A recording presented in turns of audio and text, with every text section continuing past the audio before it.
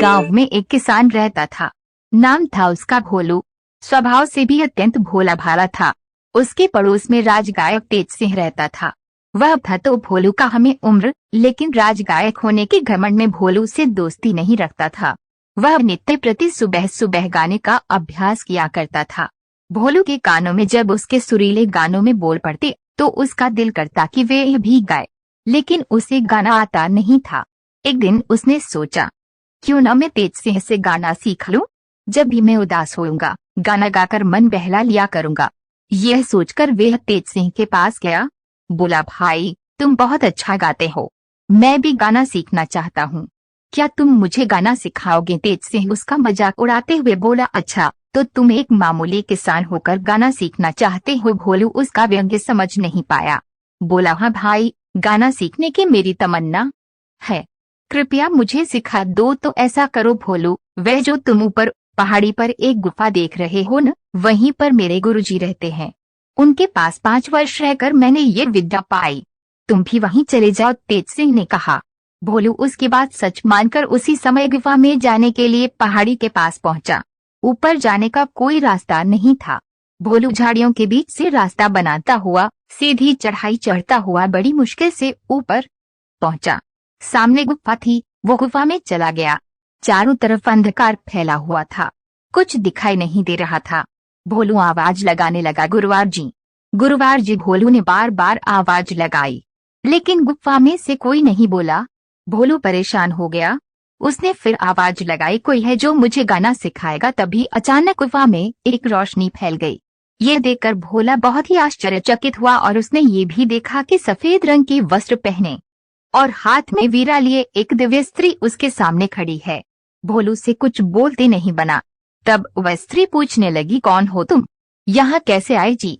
मेरा नाम भोलू है, मैं नीचे गांव में रहता हूँ, मैं गाना सीखना चाहता हूँ, इसीलिए यहाँ आया हूँ। डैश भोलू हकलाते हुए बोला, लेकिन गाना सीखने के लिए तुम्हें यहाँ किसने भेजा है। डैश वह स्त्री पूछने लगी, मेरा पड़ोसी मित्र तेज सिंह राजगायक है, उसने मुझे बताया कि इस गुफा में उसके गुरुवार रहते हैं जिनसे उसने संगीत विद्या सीखी थी, उसी ने मुझे यहाँ भेजा है। डैश भोलू ने डरते डरते उत्तर दिया। वह स्त्री बोली, अच्छा तुम्हारे मित्र ने तुम्हें गाना सीखने के लिए यहाँ भेजा है। जी हाँ, लेकिन आप कौन है, गुरुजी कहाँ है। डैश हिम्मत जुटाकर भोलू ने पूछा, तुम मुझे ही अपना गुरुवार समझ लो, मैं तुम्हें गाना सिखाऊंगी। वह स्त्री बोली, तो आप संगीत की देवी हैं, मेरा प्रणाम स्वीकार करें। ऐसा कहकर भोलू उस स्त्री के चरणों में झुक गया। देवी ने उसे आशीर्वाद दिया। फिर भोलू को लेकर अंदर एक विशाल कक्ष में जा पहुंची। वहां बहुत से व्यक्ति बैठे हुए थे, कोई वीणा बजा रहा था तो कोई एक तारा, कोई गाने का अभ्यास कर रहा था। देवी बोली, भोलू तुम यहाँ बैठ जाओ और इन सबको गाते बजाते देखो। ये कहकर देवी दूसरे कक्ष में चली गई। भोलू अब प्रतिदिन वहां आने लगा। गुफा में पहुंचते ही देवी उपस्थित हो जाती और भोलू को संगीत कक्ष में ले जाती।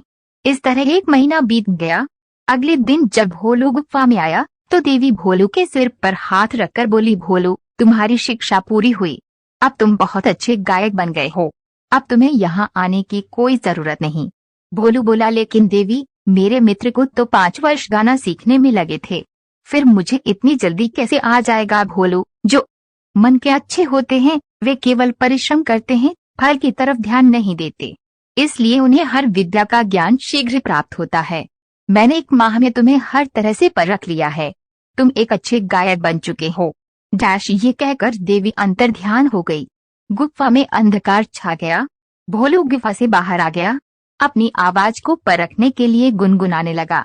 उसे लगा कि वो अचदा गा रहा है। उसका हौसला बढ़ा, वह खुलकर गाने लगा। गाते गाते वो अपने घर जा पहुंचा। राजगायक तेज सिंह उस समय घर पर ही था।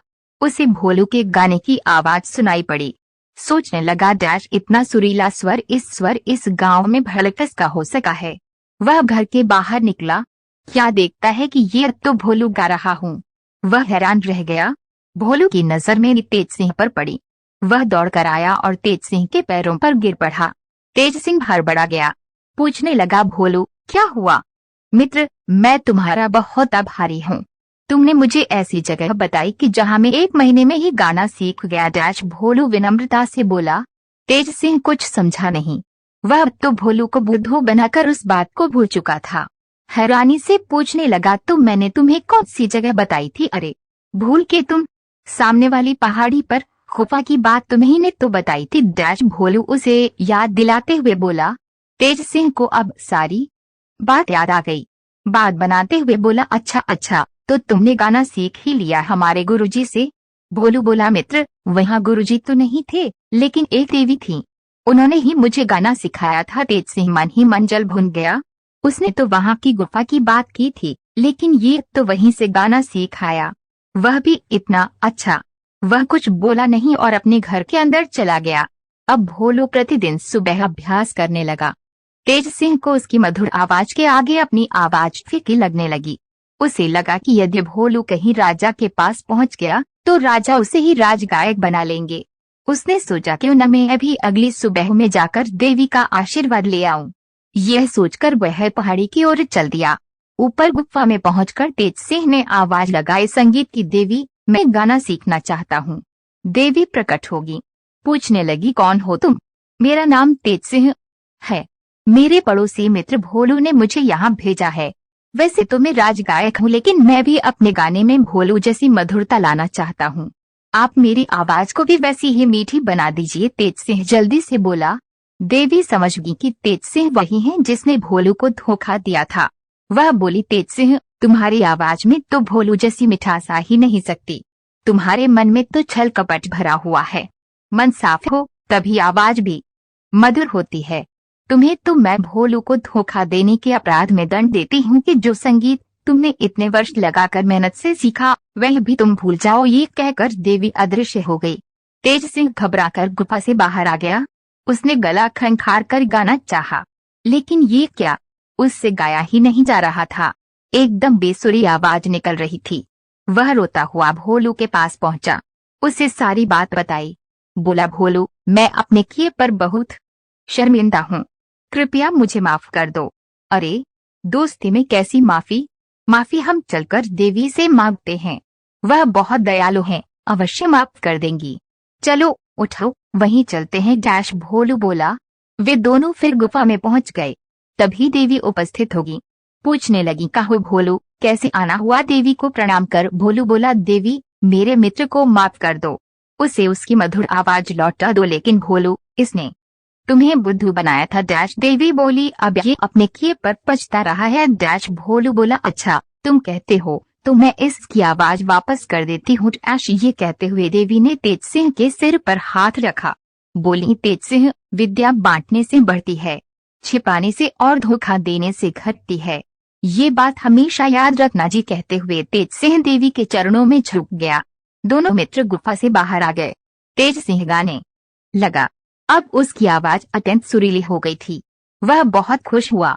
भोलू से बोला, भोलू तुम्हारे कारण मेरी आवाज मुझे वापस मिल गई, मैं तुम्हारा एहसानमंद हूँ। मैं तुम्हें कल ही राज दरबार में ले चलूंगा। अब तुम राजगायक बनकर मान सम्मान पाना, मैं कहीं और चला जाऊंगा। भोलू बोला, मित्र मैंने राजगायक बनने के लिए गाना नहीं सीखा, मैं तो केवल अपने मन की खुशी के लिए गाना सीखना चाहता था। मैं तो एक किसान हूँ, खेती बाड़ी में ही मेरा मन रमता है। अगर आपको ये कहानी पसंद आई हो तो लाइक और कमेंट कीजिए और हाँ सब्सक्राइब जरूर करें। अगली कहानी में फिर मिलेंगे। धन्यवाद।